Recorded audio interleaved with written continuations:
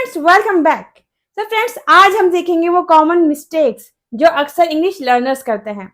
बहुत अच्छे से इंग्लिश बोलने के बावजूद भी बहुत सारे इंग्लिश लर्नर्स छोटी छोटी मिस्टेक्स कर जाते हैं और जिससे हमारा पूरा सेंटेंस गलत हो जाता है।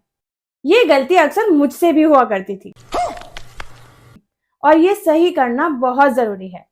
फॉर एग्जाम्पल जैसे हमारा एक सेंटेंस है I prefer tea than coffee और सेकेंड हमारा I prefer tea to coffee. अब इसमें से करेक्ट कौन सा होगा आप मुझे कमेंट करके बताइए। और अगर आपने अब तक वीडियो को लाइक नहीं किया तो प्लीज लाइक जरूर कर दीजिए। तो आइए इसका करेक्ट आंसर देखते हैं। I prefer tea to coffee ये हमारा करेक्ट आंसर है। अब ये हमारा करेक्ट आंसर क्यों है ये मैं आपको बताती हूँ।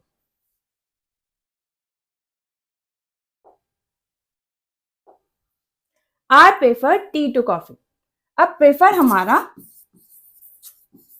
वर्ब है यानी हमारी क्रिया है और जब हम दो चीजों को कंपेयर करते हैं प्रेफर के साथ में हम जब दो चीजों को कंपेयर करते हैं तो हम टू का यूज करते हैं।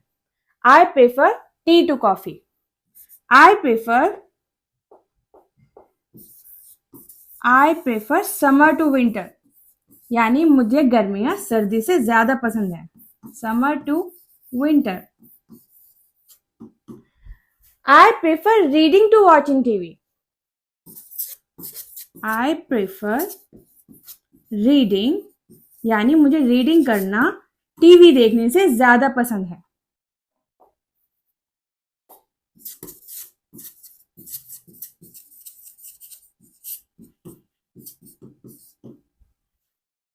अब यहां पर देन का क्या यूज होगा। देन का यूज हम जब किसी चीज की तुलना करते हैं जब हम कंपैरिजन करते हैं किसी चीज से। For example Rahul is taller than Seema. Rahul Seema से ज्यादा लंबा है।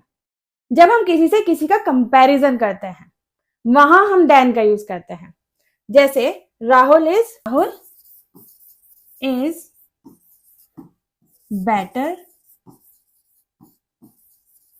देन सीमा।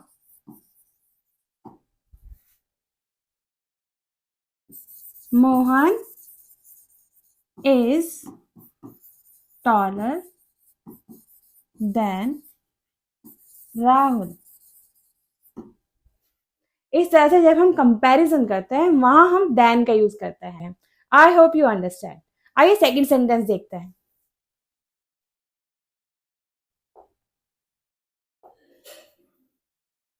तो फ्रेंड्स अब है हमारा I came to the office by walk या I came to the office on foot. Which one is correct? Let me know in the comments. आप मुझे कमेंट करके बताइए फिर उसके बाद मैं आपको इसका आंसर बताऊंगी। So फ्रेंड्स इसका आंसर है I came to the office on foot। अब ये I came to the office on foot correct क्यों है आइए देखते हैं।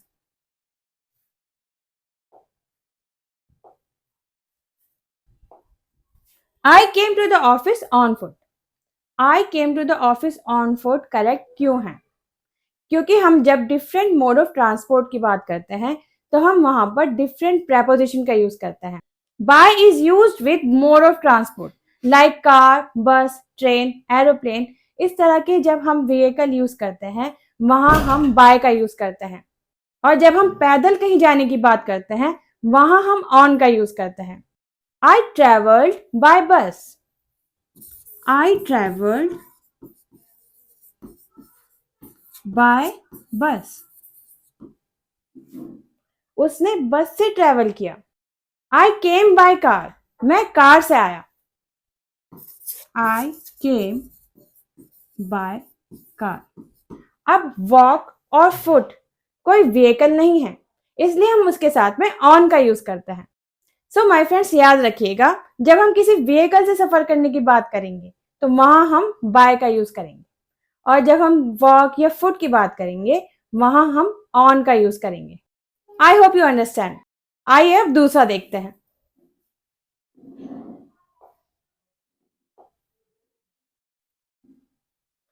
My birthday is on January। My birthday is in January। Which one is correct? Let me know in the comments. So my friends, correct answer हमारा क्या है?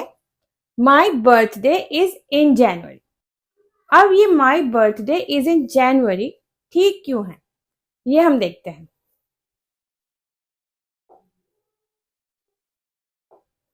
My birthday is in जनवरी, मेरा birthday जनवरी में है। जब हम किसी लंबे समय की बात करते हैं वहां हम इन का यूज करते हैं। फॉर एग्जाम्पल मंथ, ईयर, या फिर जब हम मॉर्निंग या इवनिंग की बात करते हैं वहां भी हम इन का यूज करते हैं। जैसे इन जनवरी, जनवरी में। इन 2020, 2020 साल में। इन द मॉर्निंग, सुबह में। इस तरह से हम इन का यूज करते हैं। मंथ, ईयर, सेंचुरीज एक्सेट्रा, इनमें हम इन का यूज करते हैं। अब हम ऑन का यूज कहाँ करते हैं, आइए देखते हैं। ऑन का यूज हम करते हैं on Monday, on January 5th, यानी जब हम कोई डेट के साथ कोई मंथ बताते हैं वहां हम ऑन का यूज करते हैं। ऑन माई बर्थडे, मेरे बर्थडे पर। My birthday is on January 5th, ये हमारा करेक्ट होगा। मेरा बर्थडे 5th जनवरी को है, यहाँ हमने डेट मेंशन की है, और जहां हम डेट मेंशन कर देते हैं वहां हम ऑन का यूज करते हैं। इस बात का ध्यान रखिएगा। तो फ्रेंड्स, इसका हमारा सिचुएशन जब हमारी मंथ की होगी, खाली हम मंथ की बात करेंगे, वहां हम इन का यूज करेंगे माई बर्थडे इज इन जनवरी। और जब हम कोई स्पेसिफिक डेट बताएंगे कि my birthday is on January 5th, वहां हम ऑन का यूज करेंगे। आई होप यू अंडरस्टैंड। आइए दूसरा सेंटेंस देखते हैं।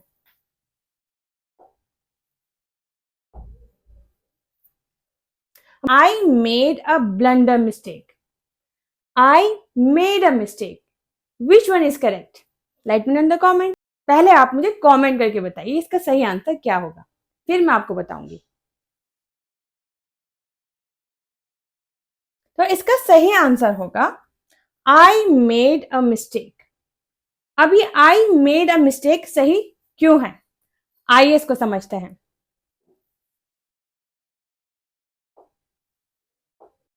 I made a mistake. Why blunder mistake is wrong? Mistake वो होती है जो हमसे अनजाने में हो जाती है, जो हम जानबूझकर नहीं करते, अनजाने में हमारे से कोई मिस्टेक हो जाती है, छोटी मोटी गलती, उसे हम मिस्टेक कहते हैं। ब्लंडर होती है बहुत भयानक मिस्टेक जिसका परिणाम भी बहुत बुरा हो सकता है। मुझसे नंबर गलत डायल हो गया, ये हो गई हमारी मिस्टेक। मुझसे ग्लास टूट गया, ये हमारी छोटी मोटी मिस्टेक्स होती हैं। अब ब्लंडर क्या होता है, जब कोई ऑपरेशन करता है और ऑपरेशन के दौरान उसने गलत कोई ऑपरेशन कर दिया, वो होता है ब्लंडर, जिससे परिणाम बहुत बुरा निकल सकता है। सेकेंड एग्जाम्पल है हमारा, जब कोई मैच खेलते हैं, मैच में किसी खिलाड़ी की वजह से कोई टीम हार जाती है, वो होता है ब्लंडर, क्योंकि इसका परिणाम बहुत बुरा होता है। अब ब्लंडर मिस्टेक बोलना पता है कैसा है? ब्लंडर मिस्टेक यानी गलती वाली गलती, भयानक गलती, यानी कि दोनों ब्लंडर और मिस्टेक दोनों एक ही काम करते हैं, बस ब्लंडर बहुत भयानक गलती और मिस्टेक कोई छोटी गलती। इसलिए हम इन दोनों को साथ नहीं लिख सकते। हम इनको या तो ऐसे लिख सकते हैं आई मेड अ मिस्टेक, या लिखेंगे हम आई मेड अ ब्लंडर। अलग अलग लिख सकते हैं, साथ नहीं लिख सकते। I made a big mistake, या आप इस तरह से बोल सकते हैं। लेकिन ब्लंडर और मिस्टेक को आप एक साथ नहीं लिख सकते, और ना ही लिख सकते और ना ही बोल सकते। आई होप यू अंडरस्टैंड। आइए दूसरा देखते हैं।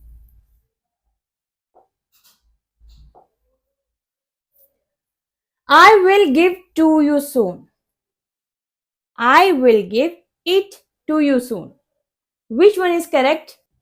आइए देखते हैं इसका करेक्ट आंसर क्या होगा। इसका करेक्ट आंसर है I will give it to you soon. I will give it to you soon. ये सही क्यों है, ये गलत क्यों है? तो फ्रेंड्स आइए देखते हैं।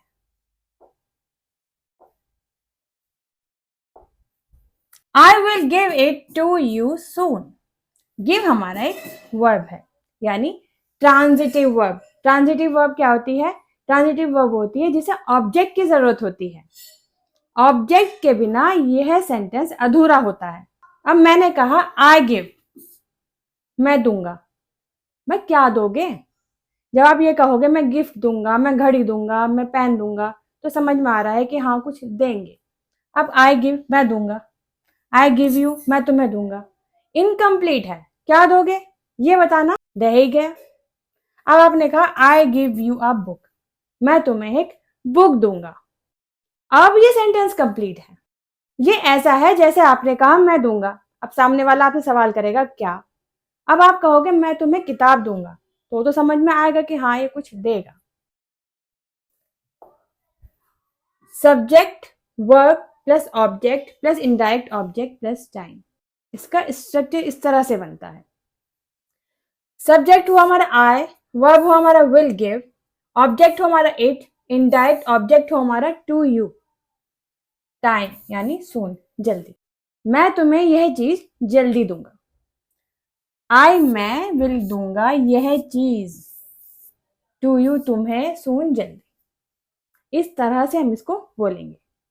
अगर आपको यहां पर टू यू हटाना है तो आप टू यू हटाकर यू भी लिख सकते हैं, फिर आप ये इट हटा देंगे और ये मैं आपको कर दू सकता, तो आप यहां पर ये इट हटा देंगे और इनडायरेक्ट ऑब्जेक्ट की जगह आप यू लिख देंगे।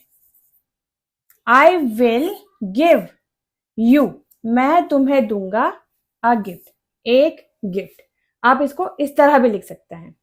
लेकिन आप ये नहीं बोल सकते I will give to you soon, भाई क्या दोगे ये तो बताना है ना।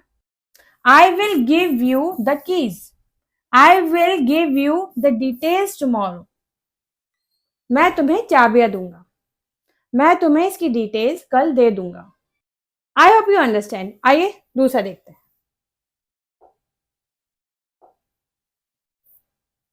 The movie was so bored, the movie was so boring, which one is correct? Very interesting sentence. इसका करेक्ट आंसर है the movie was so boring. अब the movie was so boring correct क्यों है, आइए देखते हैं।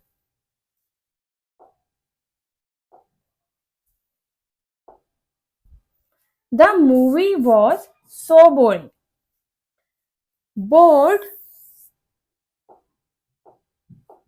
और बोरिंग कब यूज किया जाता है?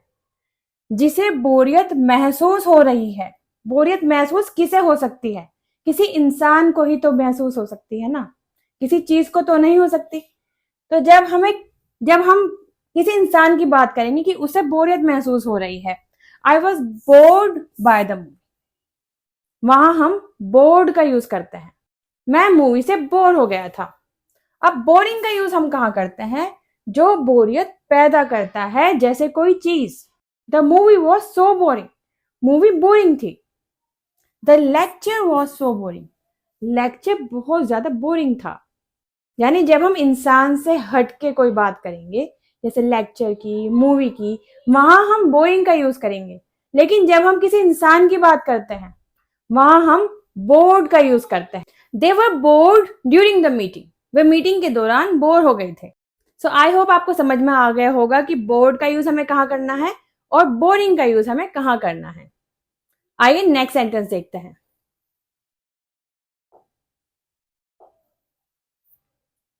He did good on the test. He did well on the test. Which one is correct? Very interesting sentence. मैं आपको अपनी बात बताती हूँ।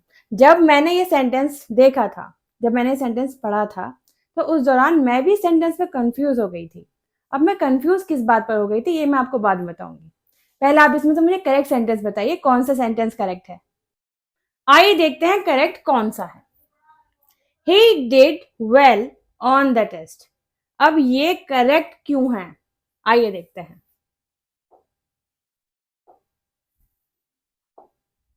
He did well on the test. Did के साथ हम well का यूज करते हैं। Did हमारा एक वर्ब है जिसे हम एडवर्ब से मॉडिफाई करते हैं, यानी वर्ब को एडवर्ब से मॉडिफाई किया जाता है। और गुड हमारा एक एडजेक्टिव है जिसे हम नाउन से मॉडिफाई करते हैं। इसलिए हमारा करेक्ट सेंटेंस है he did well on the test. Good हमारा एक एडजेक्टिव हुआ। He did well on the test एक इडियमेटिक एक्सप्रेशन है। He scored 95 on the test. She did great on the exam. So friends, जब हम verb की बात करते हैं तो वहां हम एडवर्ब से मॉडिफाई करते हैं। वेल हमारा एक एडवर्ब है जो कि वर्ब को बताता है यानी क्रिया को बताता है, और गुड हमारा एक एडजेक्टिव है जो कि नाउन को यानी संज्ञा को बताता है। इसलिए हमारा करेक्ट सेंटेंस होगा he did well on the test.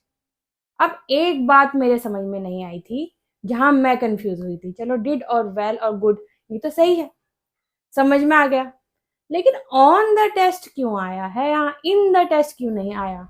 मैं तो इसमें कंफ्यूज हुई थी। अरे कहना क्या चाहते हो? ऑन द टेस्ट यानी टेस्ट के ऊपर, मैं तो यही सोच कर रह गई थी। लेकिन जब मैंने रिसर्च की तब मुझे पता चला कि ऑन द टेस्ट क्यों आया है।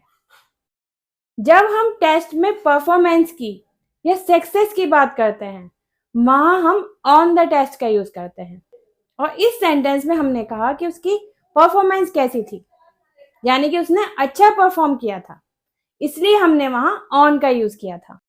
इंग्लिश में जनरली ऑन द टेस्ट ही सही माना जाता है, क्योंकि जब हम सक्सेस और परफॉर्मेंस की बात करेंगे किसी टेस्ट में वहां हम ऑन का यूज करेंगे, इसीलिए इसको इडियोमेटिक एक्सप्रेशन भी कहा गया है। He did well on the test. अब सवाल ये भी खड़ा होता है कि अब इन द टेस्ट कहाँ आएगा? इन द टेस्ट हम कहाँ यूज करेंगे? जब हम किसी क्वेश्चन की या किसी टॉपिक की बात करते हैं टेस्ट के अंदर, वहां हम इन द टेस्ट यूज करते हैं। For example, there was a tricky question in the test. I got confuse in the test. मैं टेस्ट में कंफ्यूज हो गया था। लेकिन जब हम परफॉर्मेंस की, सक्सेस की, इस तरह की बात करेंगे वहां हम ऑन का यूज करेंगे। है ना बहुत मजेदार टॉपिक। आइए दूसरा देखते हैं।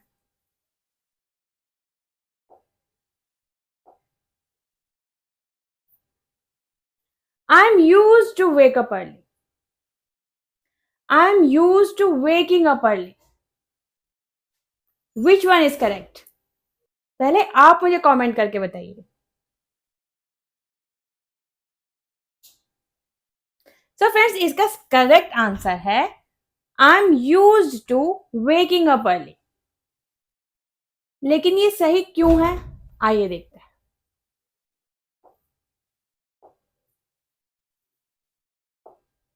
I am used to waking up early. Be used to का यूज हम कहाँ करते हैं? किसी चीज की आदत होना, यानी आपको किसी चीज की आदत है, आप उसके साथ कंफर्टेबल हैं, वो आपको चीज इजी और कॉमन लगती है, वहां हम बी यूज टू का यूज करते हैं। अब यूज टू के बाद नाउन या वर्ब होगा तो आईएनजी जीरेंड आएगा।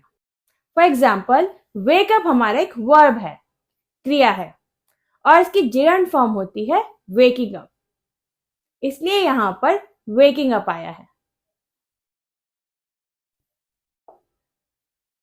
आई am used two plus noun या वर्ब आईएनजी जीरंड, इस बात का ख्याल रखिएगा। आई एम यूज्ड टू के बाद नाउन या वर्ब होगा तो उसकी आईएनजी फॉर्म आएगी। I am used to waking up early, मैं सुबह जल्दी उठने का आदी हूं।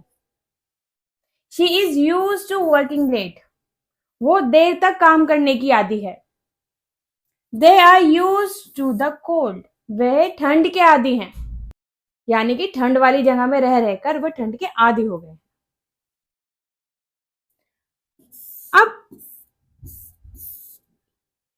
जो ऊपर वाला सेंटेंस है उसमें एम हटाकर अगर हम ये बोलें और जीरंड फॉर्म ना लगाएं, I used to wake up early, यानी मैं जल्दी उठने का आदी था, मैं जल्दी उठा करता था, मैं पहले अर्ली बर्ड था, लेकिन अब नहीं हूं, अब नहीं उठता भैया, मेरे से नहीं उठा जाता, इसलिए I used to wake up early. अब यहां पर आईएनजी फॉर्म नहीं आएगी, क्योंकि यहां पर यूज्ड टू इस तरह से यूज हुआ है जब हम कोई पुरानी आदत बताते हैं कि मैं ऐसा किया करता था लेकिन अब नहीं करता।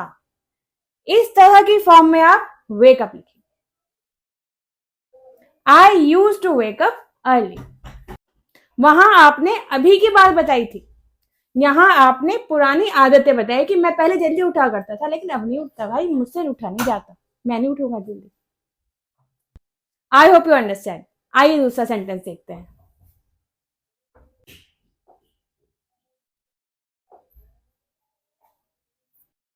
अब हमारा सेंटेंस है I have a lot of information. I have a lot of information. Which one is correct?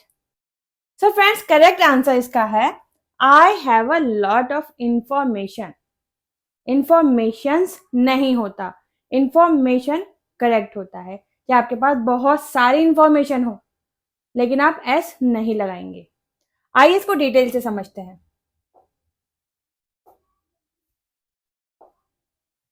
I have a lot of information. Information एक अनकाउंटेबल नाउन है जिसे गिना नहीं जा सकता। जैसे वाटर, राइस, एडवाइस, ये भी हमारा अनकाउंटेबल नाउन है। इंफॉर्मेशन, मिल्क, ये सब हमारे अनकाउंटेबल नाउन है जिसे हम 1 2 3 करके नहीं गिन सकते, वो हमारे अनकाउंटेबल नाउन होते हैं। और जिन्हें हम 1 2 3 करके गिन सकते हैं वो होते हैं हमारे काउंटेबल नाउन। जैसे pen, table, fan, packets of milk, यानी दूध के पैकेट। अब हम दूध को तो नहीं गिन सकते, वो हमारा अनकाउंटेबल नाउन हुआ, लेकिन पैकेट्स ऑफ मिल्क तो हम गिन सकते हैं ना, 1 पैकेट 2 पैकेट, वो हमारा काउंटेबल नाउन हुआ। तो आइए फ्रेंड्स कुछ सेंटेंसेस देखते हैं। She gave me useful information. उसने मुझे बहुत useful information the. Do you have any information? क्या तुम्हारे पास कोई इंफॉर्मेशन है? They gave us different types of information. जब हमें इंफॉर्मेशन के टाइप्स बताने होते हैं वहां भी हम इंफॉर्मेशन के साथ एस नहीं लगाएंगे, उसके टाइप्स के साथ एस लगाएंगे। In different types of information. अब समझ में आया? जो लोग इंफॉर्मेशंस बोलते हैं उनको पता चल जाएगा कि आज के बाद इंफॉर्मेशंस नहीं बोलना, इंफॉर्मेशन करेक्ट होता है। मुझे और जानकारी चाहिए, let me know in the comments. और वीडियो अच्छी लगी हो तो प्लीज वीडियो को लाइक करना मत भूलिएगा। Please like, share and subscribe to my channel and hit the bell icon. See in the next video.